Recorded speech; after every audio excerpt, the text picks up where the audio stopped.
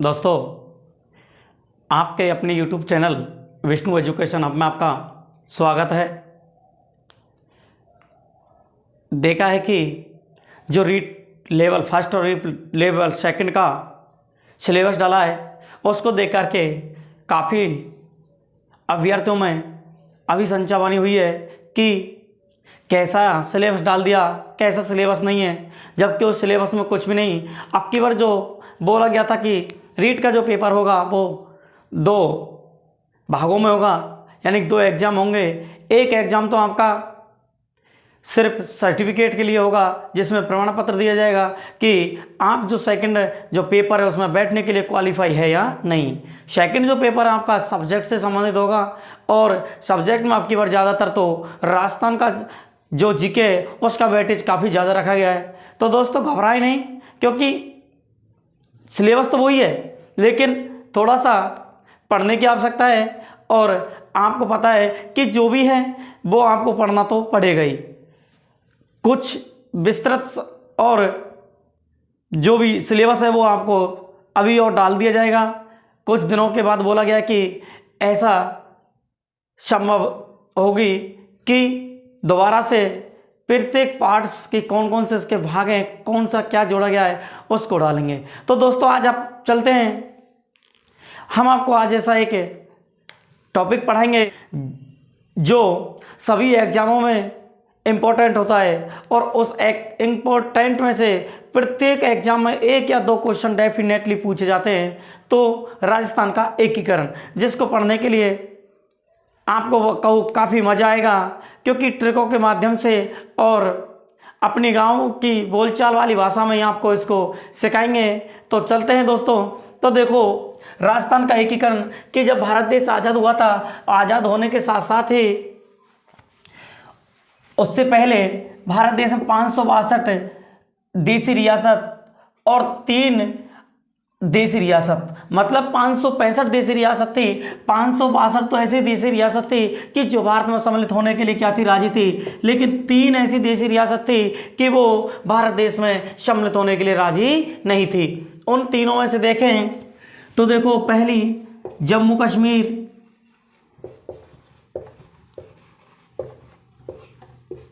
दूसरी हैदराबाद और तीसरी जूनागढ़। जूनागढ़ जो पड़ता है गुजरात में। तो इनको अथक प्रयास करने के साथ साथ भारत देश के लोहे पुरुष सरदार वल्लभ भाई पटेल और बीपी मेनन के बहुत कोशिश करने के बाद हमारे भारत देश में इनको भी क्या कर लिया गया, जोड़ लिया गया। तो अब देखो, भारत देश में सबसे बड़ी देसी रियासत कौन सी थी और सबसे छोटी देसी रियासत कौन सी थी? तो सबसे बड़ी थी हैदराबाद, सबसे छोटी भिलवाड़ी जो एमपी मध्य प्रदेश में पड़ती थी। जब हमारा भारत देश में या भारत देश का एकीकरण हुआ तो उस समय भी हमारा पूरा भारत देश क्या हुआ था, छोटे छोटे भागों, 2 छोटी छोटी रियासतों में बटा हुआ था। तो सन 1939 में एक गवर्नर आते हैं और उस गवर्नर का नाम है लॉर्ड लिथगो। इनके प्रयासों से भारत देश में एकीकरण का कार्य प्रारंभ हुआ और एक रियासती सचिवालय की स्थापना की गई। उस रियासती सचिवालय की स्थापना 5 जुलाई 1947 को की गई, जिसके अध्यक्ष वल्लभ भाई पटेल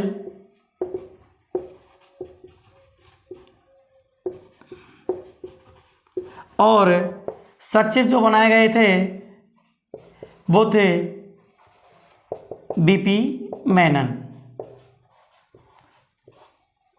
आगे जो भी एकीकरण हुआ था इन दोनों का उसमें बहुत इम्पोर्टेंट कार्य था। अब देखते हैं कि जो रियासती सचिवालय था इन्होंने किन किन रियासतों को सम्मिलित होने के लिए स्वतंत्र छोड़ दिया और किन किन को नहीं। तो देखो उन्होंने पहला जो नियम बनाया था वो था कि जिस रियासत की आय सालाना 1 करोड़ हो, और दूसरा इनका जो नियम था, इनकी जो जनसंख्या 10 लाख से अधिक हो। तो ऐसे में सम्मिलित हमारे राजस्थान की सिर्फ 4 देशी रियासत थी। उन 4 देशी रियासतों में मेवाड़, जो उदयपुर वाला क्षेत्र, दूसरा था मारवाड़, जोधपुर, तीसरा था जयपुर, और चौथा बीकानेर। इस प्रकार से ये 4 रियासत राजस्थान की इस नियम को क्या कर रही थी, फॉलो कर रही थी। तो इसी प्रकार से ये स्वतंत्र रह सकती थी। तो दोस्तों आपको पता है कि जो राजस्थान का एकीकरण था उससे पहले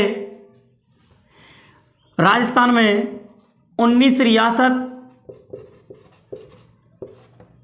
3 ठिकाने और 1 केंद्र शासित प्रदेश था।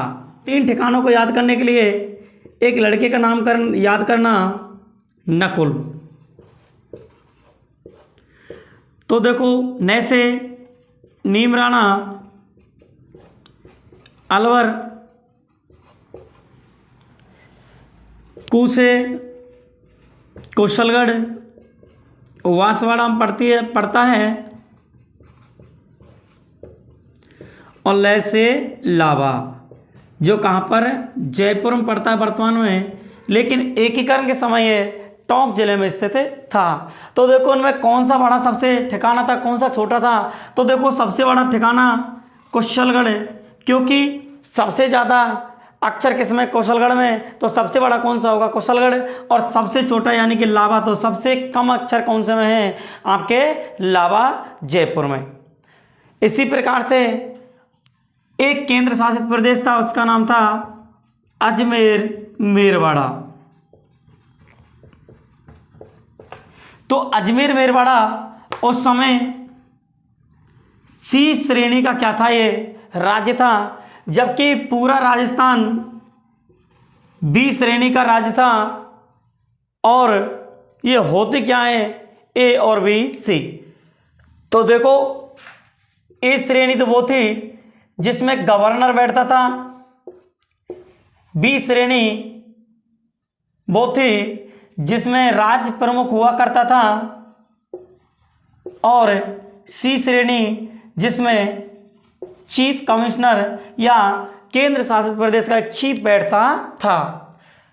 तो देखो गवर्नर महाराष्ट्र वाला क्षेत्र, कलकत्ता वाला क्षेत्रों में बैठता था। तो इसी प्रकार से ए और बी, सी यदि आपसे कोई पूछ ले तो आप आसानी के साथ समझा देना कि ये ए बी सी का मतलब होता है। तो दोस्तों राजस्थान का जो एकीकरण था वो 7 चरणों में पूरा हुआ था,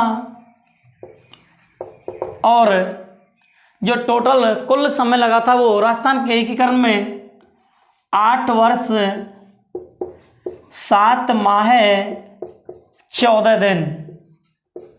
आज की क्लास का ऐसा अनुभव होगा जैसे आप क्लास में बैठ के पढ़ रहे हैं और सर जी आपको जैसे पढ़ा रहे हैं। तो हमारा जो कितने वर्ष में हुआ था, पूरा 8 वर्ष 7 माह 14 दिन में राजस्थान का एकीकरण पूरा हुआ था।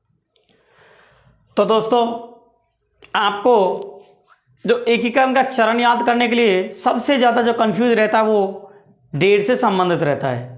कौन सा चरण किस डेट में आया, कौन सा चरण कब आया। तो देखो आज के बाद आपको इसको भी क्या हो जाओगे, भूल जाओगे कि हम एकीकरण के बारे में नहीं जानते। आप पूर्ण रूप से जानेंगे। आज सिर्फ धैर्य बना करके इस वीडियो को देखना और समझना कि जैसे हम बता रहे हैं ऐसे ही आपको क्या करनी है, आपको याद करनी है।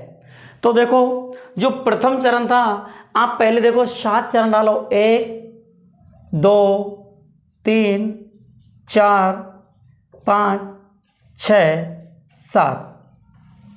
तो देखो आपको प्रथम चरण में क्या करना है, डेट याद करनी है। तो देखो डेट के लिए एक बस दिल्ली से चलती है, 18 मार्च को चलती है। कब चलती है? 18 मार्च को चलती है और चलते चलते राजस्थान में 1 नवंबर को पहुंचती है।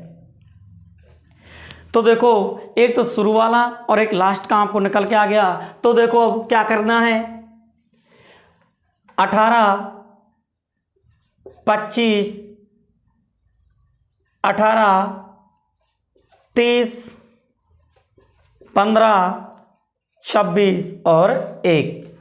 दोबारा से बोलेंगे, 18 25 18 30 15 26 1। अब इनके लिए वर्ष निकालनी है। तो 3 वर्षों में देखो 48 48 48, 2 में 49, 1 में 50 और 1 में 56। आगे सभी के सामने कोड लगा देना, 19 19 19 19 19 और ये भी 19। अब देखो किसी लड़के का मामा था, वो अपने मामा से बोलता है कि अम्मा के लिए क्या ले आना, मंजन ले आना। क्या ले आना? अम्मा के लिए क्या लाना मामा? मंजन लाना। तो देखो मामा लिखेंगे माँ माँ, फिर ए माँ, फिर मैं जय और ने। तो देखो यहाँ पर इसको याद करने के लिए इस पर बिंदी लगा लेना, क्या मंजन बन जाएगा। तो माँ माँ अम्मा के लिए क्या लाना, मंजन लाना। तो मैं से मार्च, दूसरे मार्च से मार्च, ऐसे अप्रैल, फिर माँ से मार्च, मैं से मंजन बनाया तो मंजन में से चांद बिंदी को, इस बिंदी को हटा देना। तो मई, जैसे जनवरी और न से नवंबर। ये आपको क्या निकल के आ गई, पूरे 7 चरणों की डेट निकल के आ गई। प्रथम चरण 18 मार्च 1948 को और लास्ट चरण 1 नवंबर 1956 को। तो जो प्रथम चरण था उसका नाम क्या था? उसका नाम था मत्स्य संघ। मत्स्य संघ का जो उद्घाटन हुआ था वो हुआ था भरतपुर के किले में।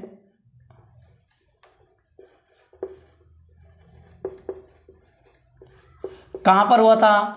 भरतपुर के किले में। जो इसको मत्स्य संघ दिया गया था नाम, वो नाम दिया गया था के.एम. मुंशी के द्वारा। किसके द्वारा? के.एम. मुंशी के द्वारा।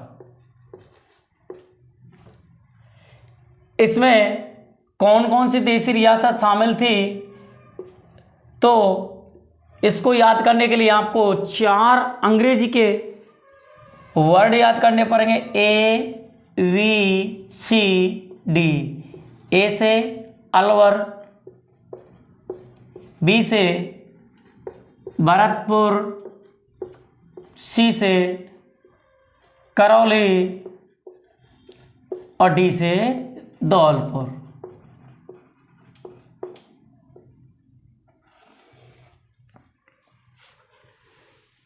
ABCD, अलवर, भरतपुर, सी से करौली और डी से धौलपुर।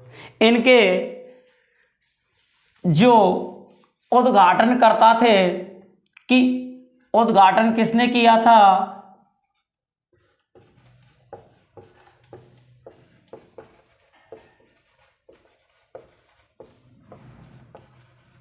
तो उद्घाटनकर्ता कौन थे? उद्घाटनकर्ता थे गौड़गिल।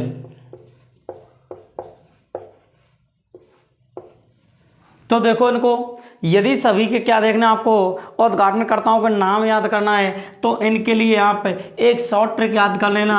उस ट्रिक का नाम है गॉडगिल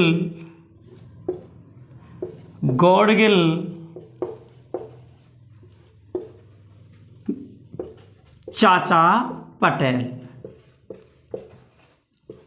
प्रथम चरण के जो उद्घाटनकर्ता थे गॉडगिल थे, दूसरे चरण के भी उद्घाटनकर्ता कौन थे, गॉडगिल थे। तीसरा चरण था, उसके उद्घाटनकर्ता कौन थे, जवाहरलाल नेहरू।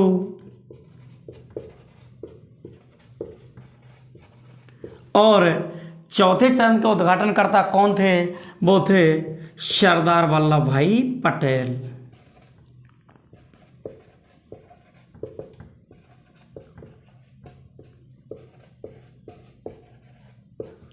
तो ये चारों क्या उद्घाटनकर्ताओं के नाम निकल के आ जाएंगे कि कौन कौन ने किस टाइम पर और कब इनको उद्घाटन किया था। तो इस ट्रिक को लिख लेना आप। तो देखो अब उद्घाटनकर्ता कौन थे, गॉडगिल थे प्रथम चरण के। इनके यहाँ जो राज प्रमुख बनाया गया था वो किससे बनाया गया था, उदयभान सिंह को इसका राज प्रमुख बनाया गया।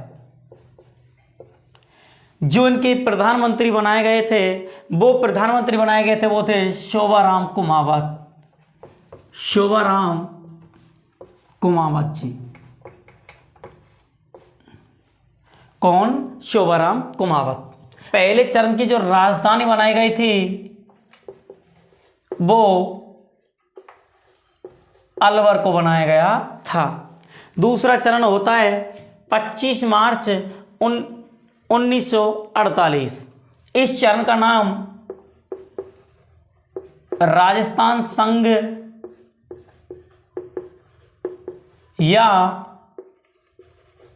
पूर्व राजस्थान रखा गया।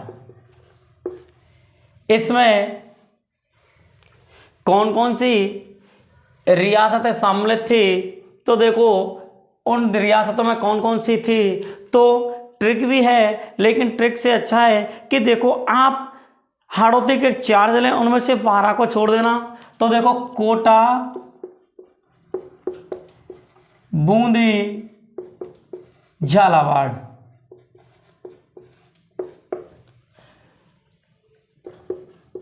टोंक जोड़ देना। फिर नीचे से दक्षिणी राजस्थान के 3, डूंगरपुर, बांसवाड़ा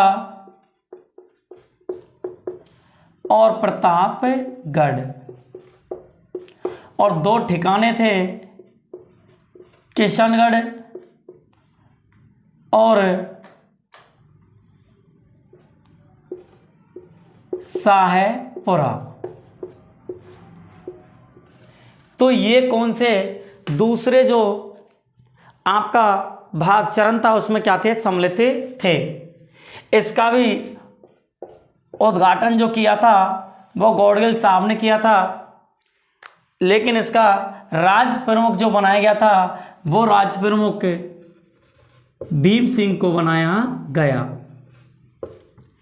और इनके जो प्रधानमंत्री बनाए गए, प्रधानमंत्री का नाम था गोकुललाल असावा।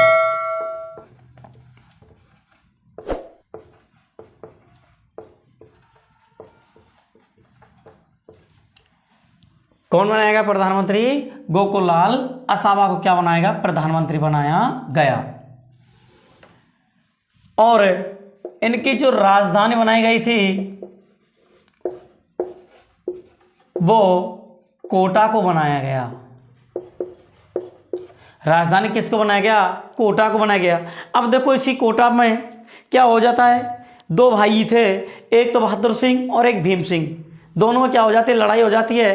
किस लिए हो जाती है, क्योंकि भीम सिंह छोटा भाई था और बहादुर सिंह बड़ा भाई था। तो बहादुर सिंह को क्या नहीं बनाया गया, राज प्रमुख नहीं बनाया गया।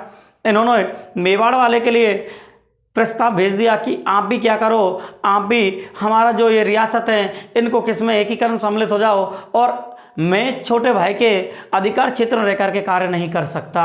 तो इसीलिए तीसरे चरण का क्या किया, तीसरे चरण में उदयपुर को क्या किया गया, सम्मिलित किया गया। यहाँ पर एक सबसे बड़ी जो बात है वो बांसवाड़ा का राजा था चंद्रवीर।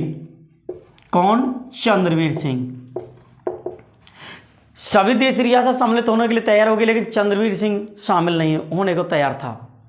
तो होता क्या है, चंद्रवीर सिंह मना कर देता है, लेकिन सरदार वल्लभ भाई पटेल अपनी चतुराई से क्या कर लेता है, इसको भी सम्मिलित होने के लिए राजी कर लेता है और बोल देता है। चंद्रवीर सिंह जब विलय पत्र हस्ताक्षर कर रहा था तो बोल देता है कि मैं अपने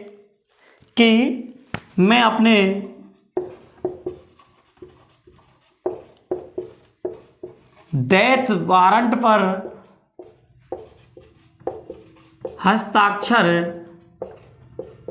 कर रहा हूं। ये किसके व्यक्तित्व थे? ये व्यक्तित्व चंद्रवीर के थे, जो कहाँ का राजा था? बांसवाड़ा का क्या था? ये राजा था। तो दोस्तों आगे की क्लास आपको अगले पार्ट में डालेंगे। हम आशा करते हैं कि हमारे द्वारा जो बताया गया है आपको बहुत लाभदायक होगा, और खासकर अब जो रीट लेवल फर्स्ट और सेकंड है उनके लिए पीटीईटी एग्ज़ाम के लिए भी, वीएसटीसी के लिए भी और बिजली विभाग के एग्ज़ामों के लिए भी, आने वाले राजस्थान पुलिस एग्ज़ाम के लिए भी काफ़ी इम्पोर्टेंट रहेगा। तो मैं आशा करता हूं कि आपको ये बहुत अच्छा समझ में आया होगा। आगे के जो चरण है उनको नेक्स्ट वीडियो में डालेंगे। आपका धन्यवाद, क्योंकि आपने हमको देखा, और हमारे चैनल को सब्सक्राइब करवाएं, लाइक करें और कमेंट करें। जय हिंद, जय भारत।